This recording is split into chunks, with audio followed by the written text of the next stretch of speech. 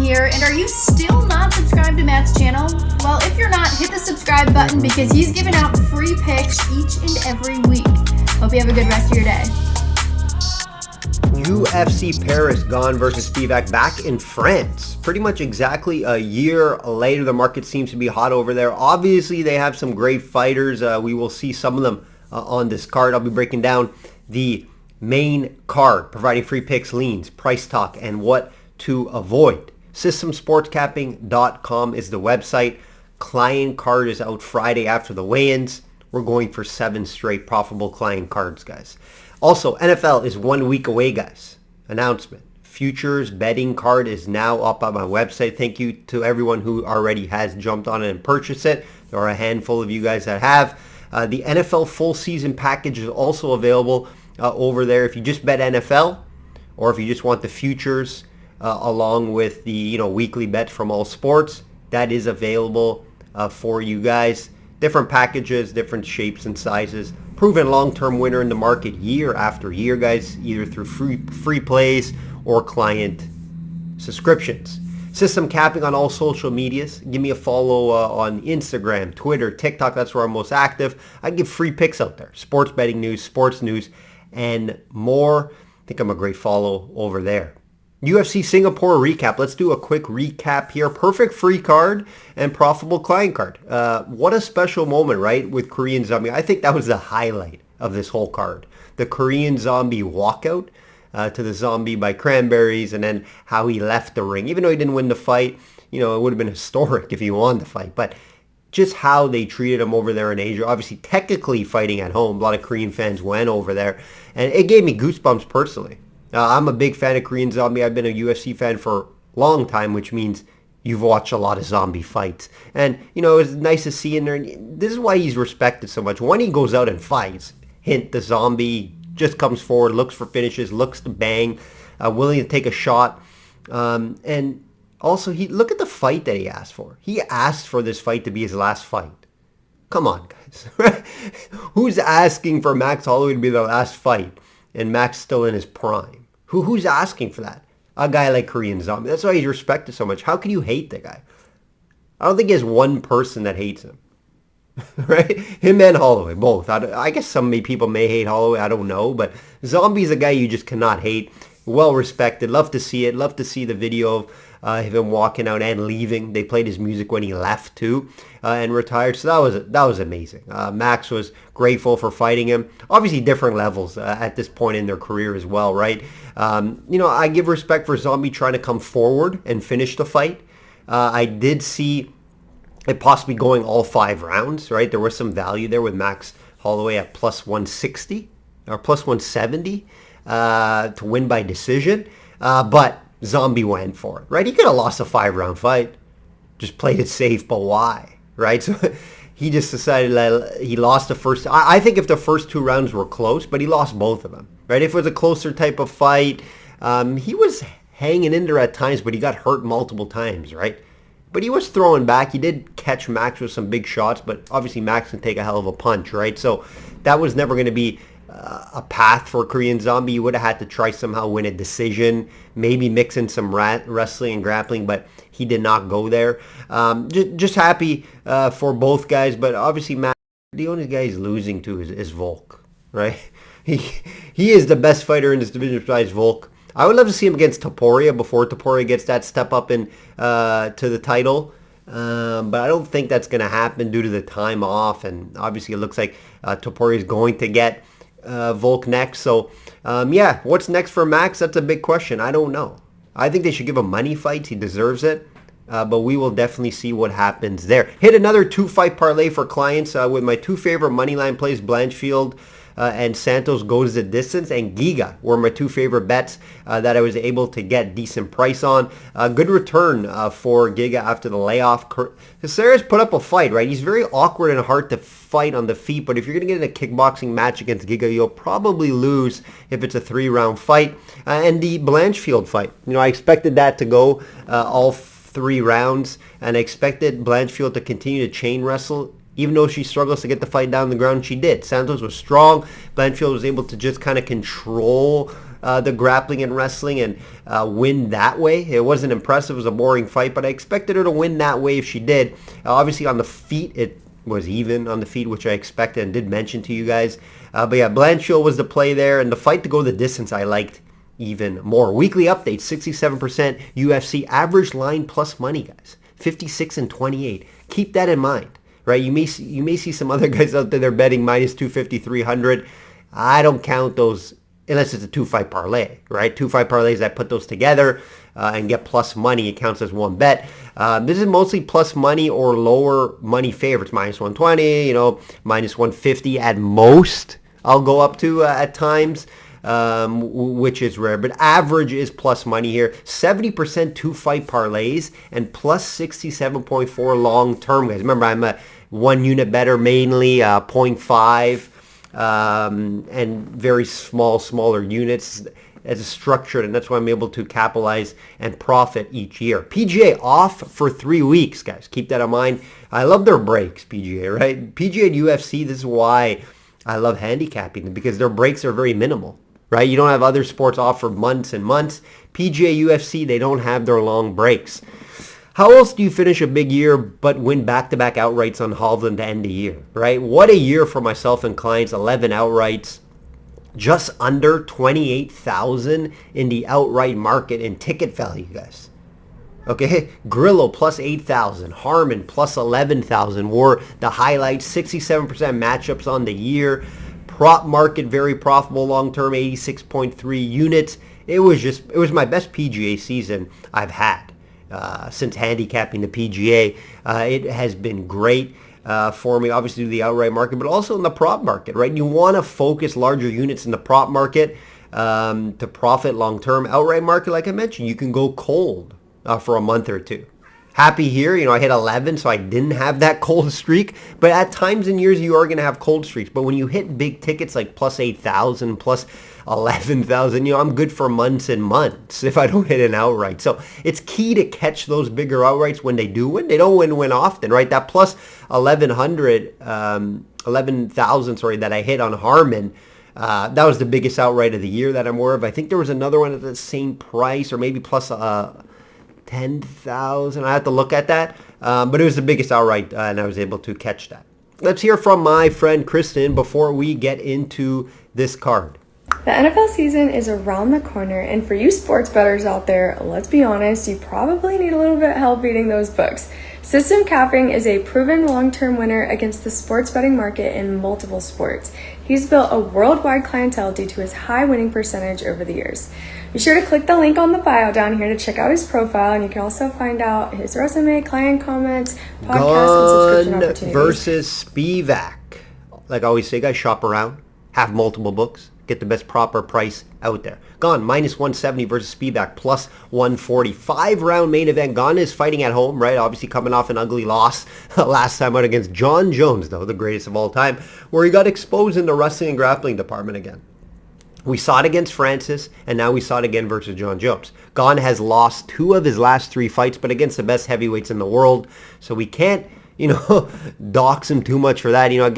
And Jones and Francis just took advantage of the wrestling. They didn't want to stand and bang with him because Gane is one of the best in the world at just standing, kickboxing, and point fighting. So what he did, he wrestled, and both those guys just wrestled and showed where his weakness was. And obviously that's what Spivak is going to want to do here. Spivak has won 3 straight with notable wins over Derek Lewis and Sakai. And when he did step up in competition, it was a loss to Aspinall in the first round.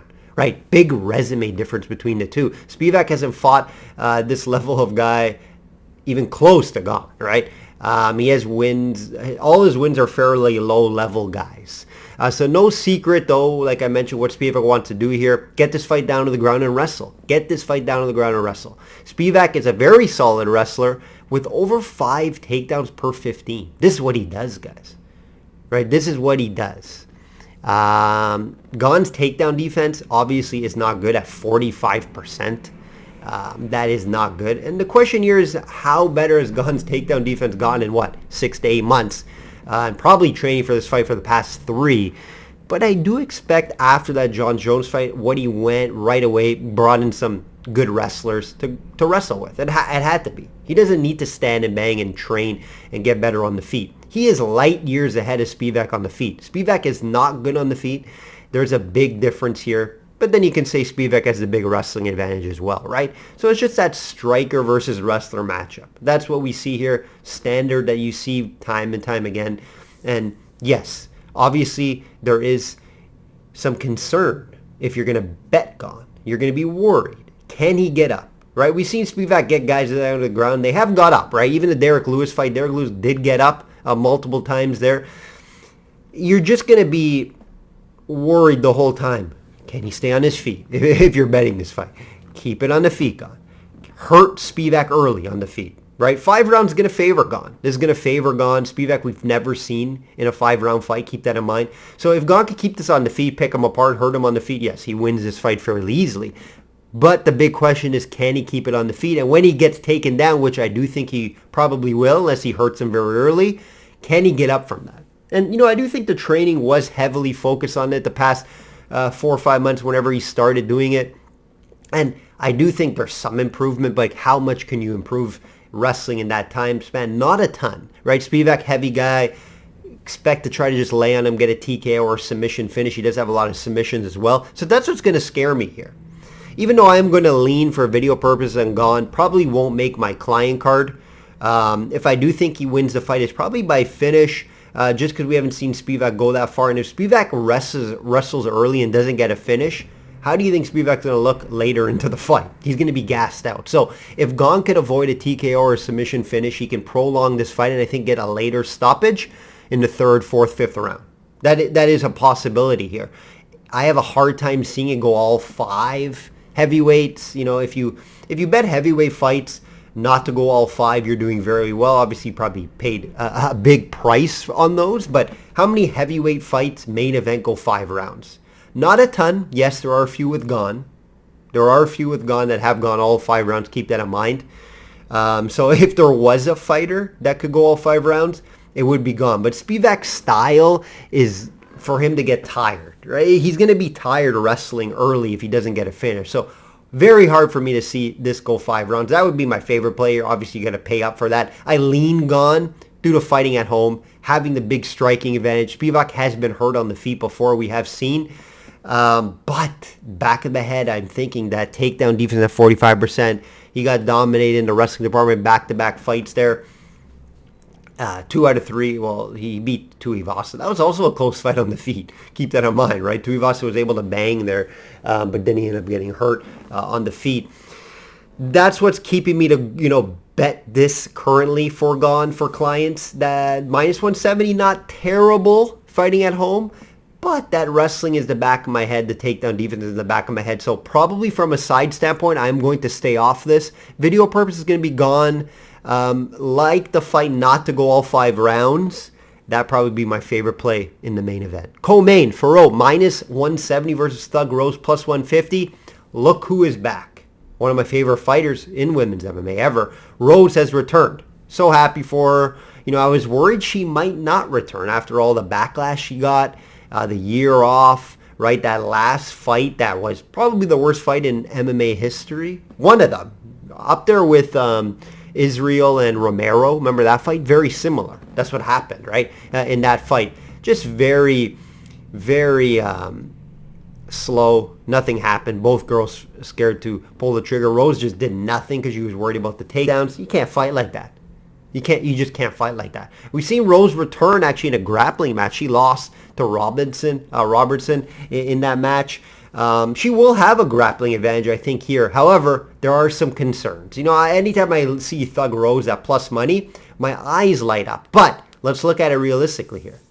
Fighting on the road, year off, moving up a weight class. That's the big thing here. That's where I'm a little worried. Usually fight at strawweight, right? This is to flyweight. Farrell's going to be the bigger girl. Now, this is something where I always say, this is why I make bets for clients after weigh-ins. Very important to do that.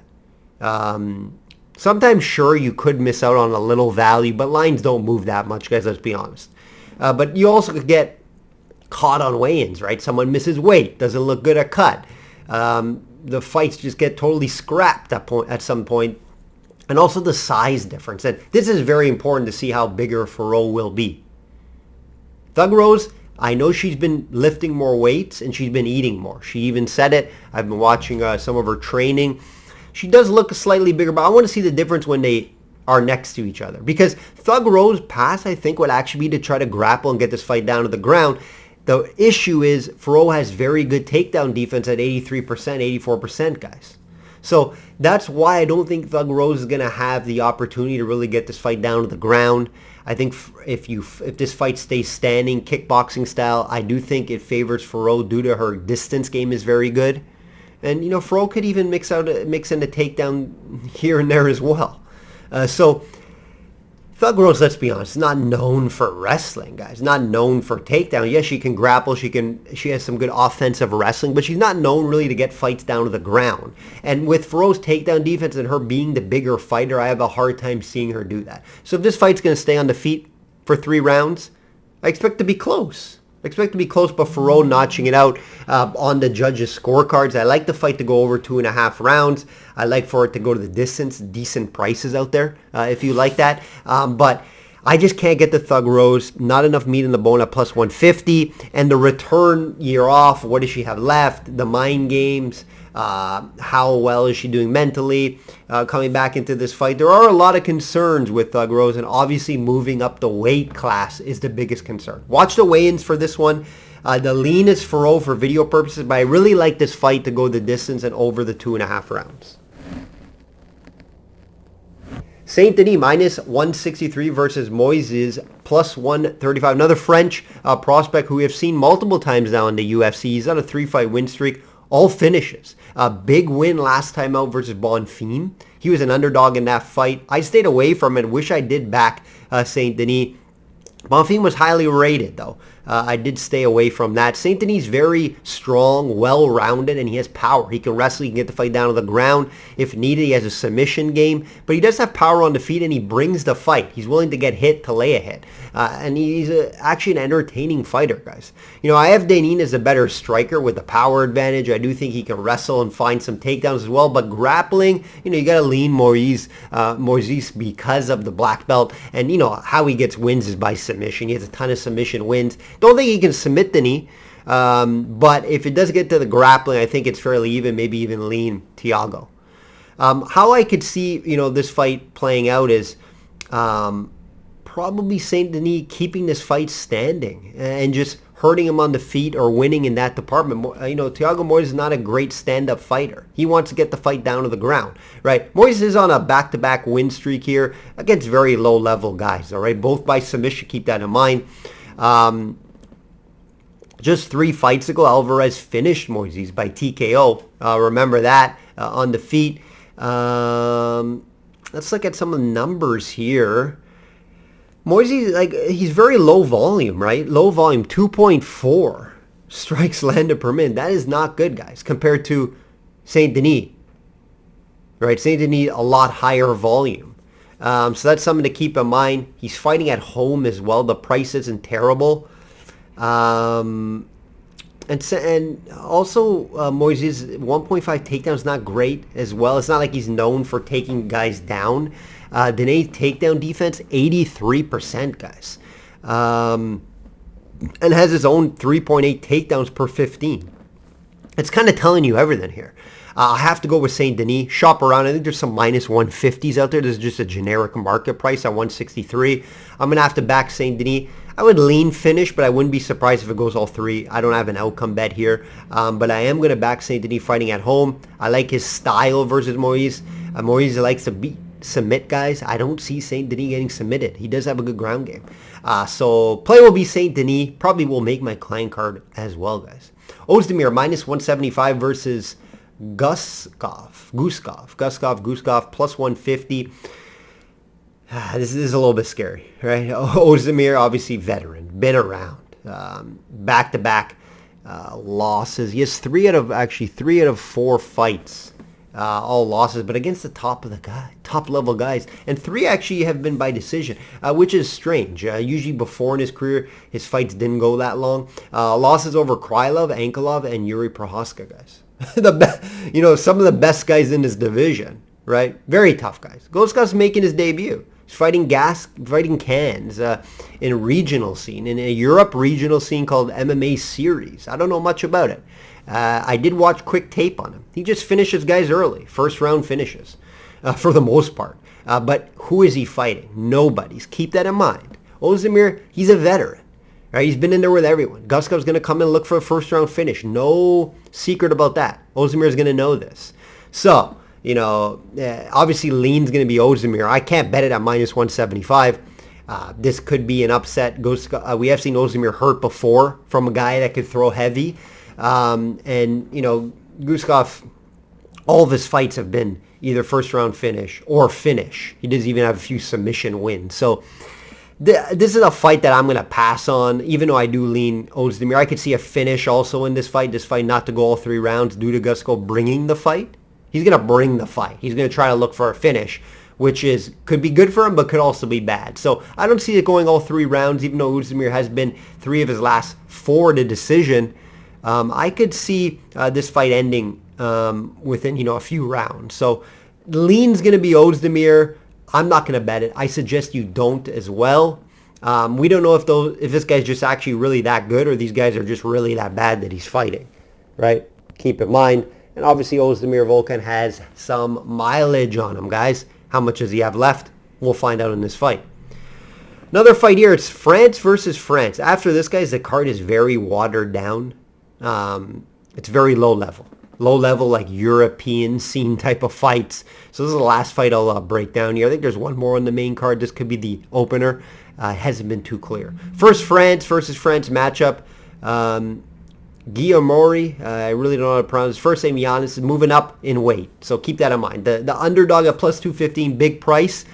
Because Gomi's not no world beater. When I first saw this line, minus 250, there's value on anyone on minus 250 against Gomis. I don't like Gomis. I don't think he's a great fighter.